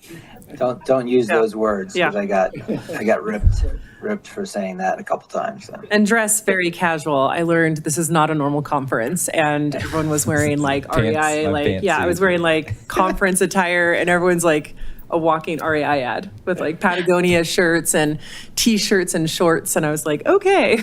It was definitely overdressed. Puffy jacket. Yeah. 90% of the people there have a puffy jacket. Yes. So I have a puffy onesie. Just saying. Vest, any kind of puff, vest or onesie, whatever you got. All right. Does that work, Martha? I didn't know if you're checking right now or if you want to get back to us via email afterwards. It looks good. If that changes, I will email you ASAP. But okay. I think I should be all set. All right, so then you'll be able to coordinate with Brian. We'll make sure we get the budget and stuff all squared out and got the rules for you. But thank you for doing that. That's awesome. Budget. So on the upcoming Chili Fest event, it sounded like we gave out everything that we had. Do we have more swag for park stuff? They took it all. Brian kept passing by and checking, and It was huge. I would tell you the poop bags are a huge hit. And I wish we can give out some of the Nailed it. hats because they were in there just, I think, for staff, but I think that would be huge if we can maybe sell some. I don't know. Poop bags were huge. Also, kids loved the stickers. They loved the stickers. And then what was the other item that went very quickly? First aid kits. Oh, yes. I hate saying this, but all the moms and women, they took that because they can like shove little things in there. Oh, they're So great. I believe we cleared the entire bin, right, Brian? Did you see the comment on the first aid kits? People were concerned about the Well, there was a Facebook post. Oh, that's it. Yeah, the think- ibuprofen, yeah. But they loved it. Oh my gosh, some people were taking two. And I know ACES was next to us and it was funny because they were trying to manage. I guess there was a lot of people from out of town just taking hordes of stuff. And they're like, excuse me, we already saw you. I was like, I don't know if we want to do that, but if we want to like. Yeah, I mean, if people want the stuff. But yeah. We've made a conscious effort to not have disposable things and increase the spend. And so trying to find ways to limit it to one per family or, something like that. And then not for out of town residents would be great if we could. You also don't want to cause a fight at the 4th of July. Maybe start quizzing people on how old America is because that got us the year before. A lot of people weren't sure. Next year they should get it. And I brought it up because I think we need to place an order for more. We can get that in before Chili Fest. So I know we did a little bit of an order, Brian, to make sure we had enough stuff for July 4th. So just maybe via email, can we just get a budget update? And then if the group is good with it, now we can just kind of keep it in the notes that we're fine if we approve like another reorder of everything that we have, if it seems like it's all gone well. I did not see the comment on, was it aspirin in the first aid kits that was a concern? So maybe we can see if there's an option in those first aid kits that doesn't have it. If not, I don't know what the driver for it was, if it's something we just have to communicate or put up a little sign when we hand them out. That might be good. There was a lot of young girls and teenagers taking those. And so I can see how a lot of the kiddos were coming over, especially the girls. They just liked it because you can put little treasures in there. So I can see where some of the parents might have been a little worried. Yeah, maybe we do we'll just some say first something. aid kits that, go to parents. Then if people really like the bags, I'm sure we can find the little bags like that and just get that ordered as something different for teens to put stuff in rather than have any medication risks. Yep, sounds You good. have one of those treasure spinning wheels or if anybody gets a sticker. Are you volunteering to make one, Tim? Yeah. I honestly, it was so busy with people just talking about just the park update. Like honestly, we had so many people coming to our booth for that. Yeah. That's great. So it's good. And it's even large. I think Chili Fest has even more people that come than 4th of July. Yeah, So, a little bit busy. So we'll get the numbers. We'll see how we went through stuff, get that ordered. I think we talked before to your point about selling stuff. That was going to be a big no-no from lots of different reasons. But that, Sorry. I might have missed it. Yeah. Maybe we can just give it out like just for fun. Just, I don't know. If we could, I can. Maybe we do it if we really see somebody doing like an act of awesomeness, right? Just go like hand it out. And that's something what I'm that we thinking. can agree on at those events. We'll hand out one or two at each event when we see someone Yep, picking up a that's a bunch good of idea. garbage that isn't theirs or something. It's just something nice to do. That way we're not having families from out of town take 7 hats. But people they noticed it in the bin when I was pulling things out. And they're like, what's that? Can we give that? Can we have that? So it was. Good job saying no. I was like, no. All right. That's for the staff. Those were Anyways. expensive. Okay. Okay. Cool.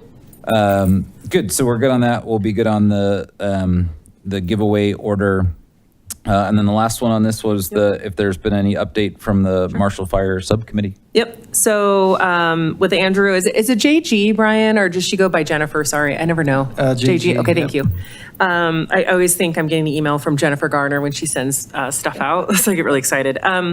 Anyway, so the Marshall Fire Remembrance Project, the RFQ went out on the 1st. The deadline for people to respond is August 12th. The press release went out on July 14th. I can send the link out so people know if they want to check it out. So I just wanted to let you guys know so I can send that information in the notes to you or whoever's doing notes. So yeah, it's coming along. Good. So do we probably next month there won't be a ready update if we're not going to have anything back. So we want to keep you on for like 2 months. Okay. Yeah, I'll stay on it. And it's, I appreciate it. I think I need to work with the committee to try to maybe align with the other advisory committees in the town for just making sure people are attending and things like that. I know it's different. It's not the same. It's like a task group, and so it's kind of hard when 1 or 2 people show up. So We're not just volunteers. I know it's a little different. What I mean is like it's like they don't need quorum. So I think it's important. So I might talk to Andrew and let him know. Okay. So, but yeah, it's good. All right. That wraps up our section 3. So last section here. So just other discussion items. Anything else from town staff or town council liaison?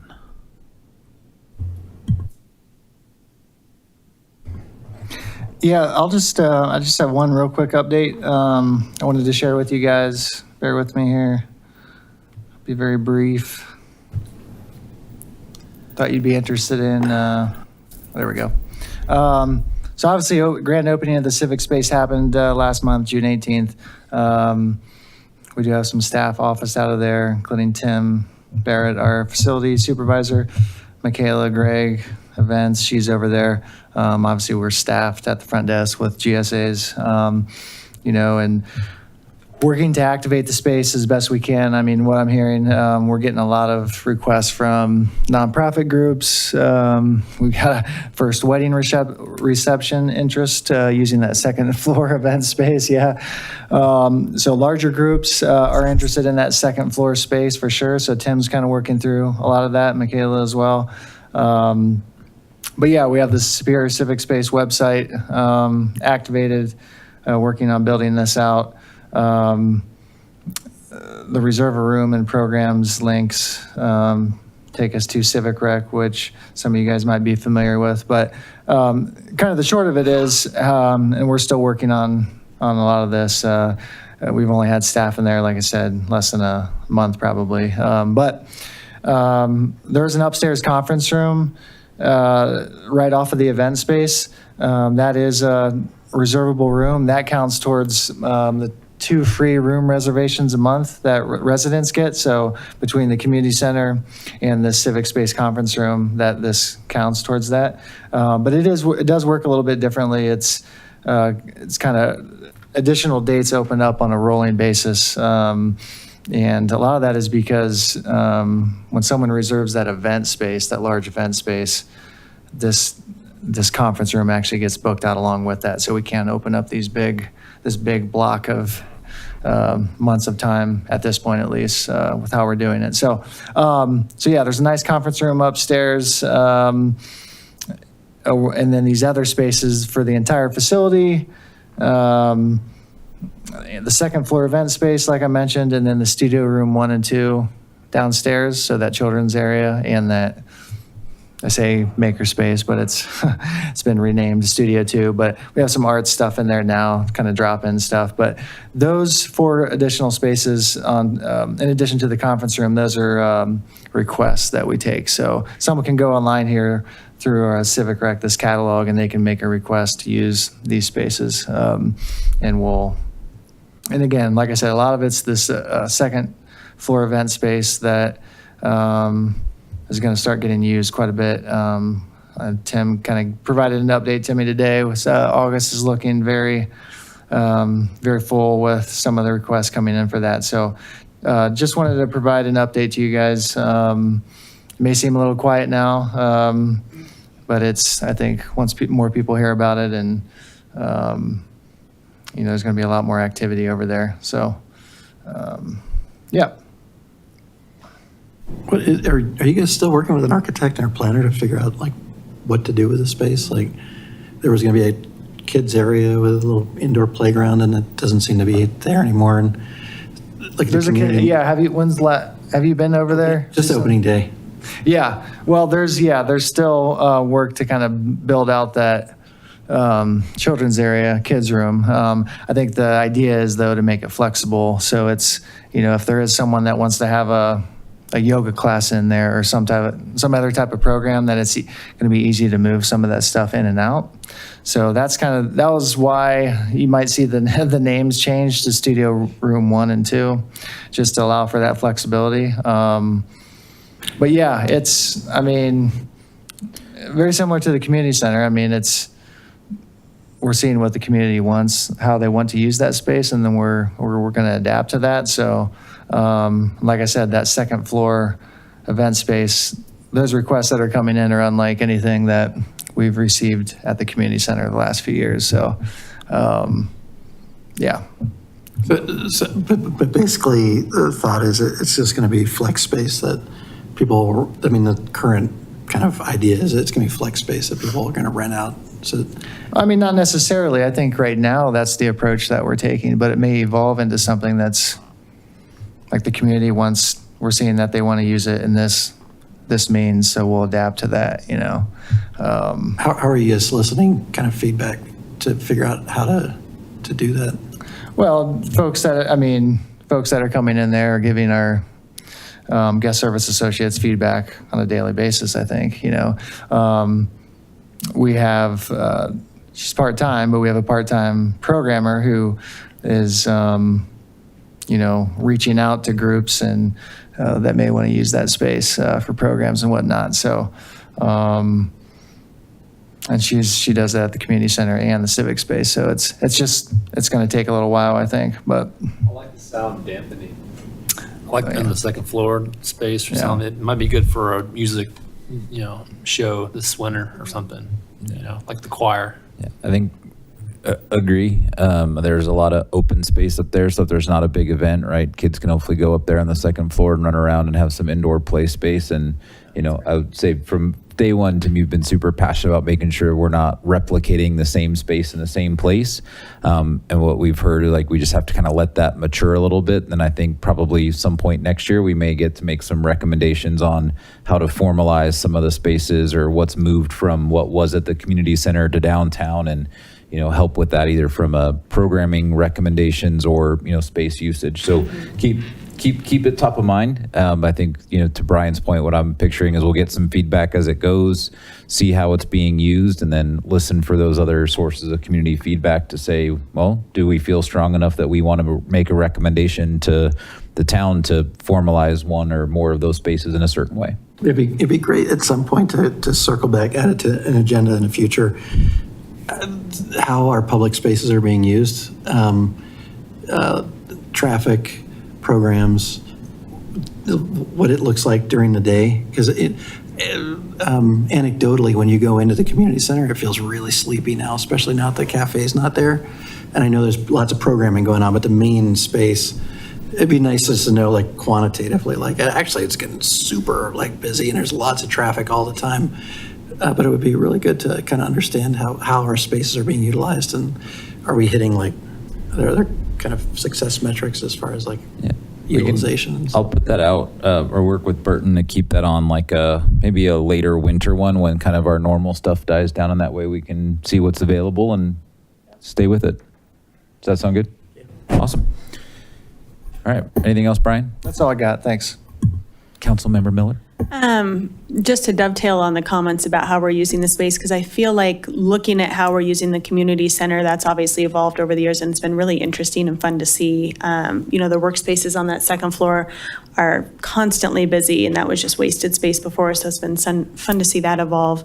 As we're looking at that reception desk not really making any sense where it's currently at, and to Brian's point, there's no storage, and it's not a good solution. And so I know as staff and the council has worked through what that's going to look like, and just like anything, the first iteration was not great.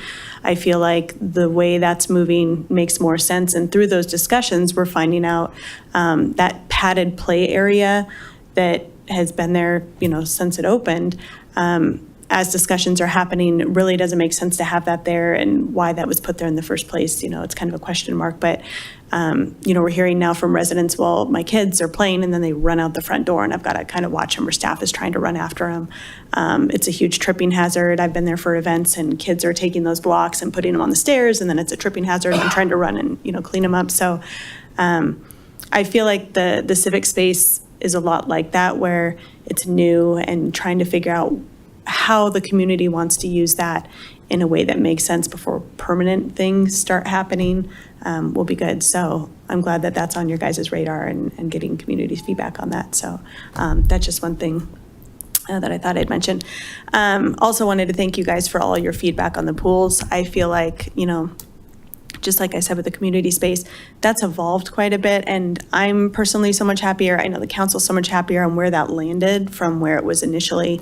So, getting that additional feedback and hearing from you guys in the community has been really great. So thank you for that. But outside of that, I don't really have any updates. I feel like everything was covered, but just want to thank you for all your work. Awesome. Are we taking over the splash pad? That looks like it's most likely happening, yes, but that's coming up, so we'll see. But being able to keep it open a little bit more. When it does, Tim's going to be first in line at Menchie's and then running around in his bathing suit at the splash pad. Look forward to seeing that. Okay. Anything else from our park members virtually? If not, we'll move on to summary points of the meeting. So, Lindsay, you've got that. Okay. Summary points I have for the meeting. I think Josh from A to Z Recreation presented the inclusive park redesign for Community Park, highlighting key features like multi-level play areas and ADA surfacing. Community comments were around shading expansion, fencing, and some layout improvements. Alex, the town planner, reviewed the mission and goals from the comprehensive plan related to parks, recreation, and open space. All committee members voted unanimously to have Brent as the new chair and Burton be vice chair. Brian shared updates on the North Pool design, covering layout revision, shade additions, restroom access concerns, tree preservations. The committee explored introducing sports equipment rentals at the community center, which will be on next month's agenda to continue discussion. Martha volunteered to attend the Vail conference.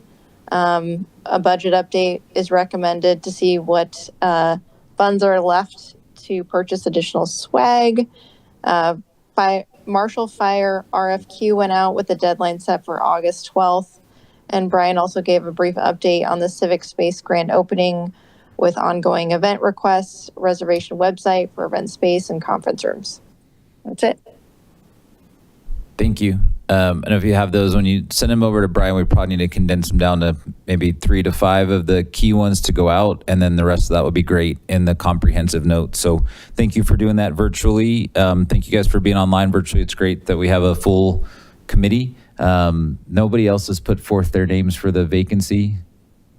I didn't see any interviews or anybody set up for that. So maybe solicit some friends, neighbors, people who are showing interest, and let's make sure we've got a full committee just so that we don't end up without a quorum if people are traveling or doing stuff. So that plea to all. Otherwise, Burton and I will work on this going forward, and thank you all for a great session. And it is 8:57 and we will adjourn the meeting. Awesome. Thank you. Thank you. Thank you. Really pushing everyone that came up. I was pushing a lot. I keep saying this, a lot of the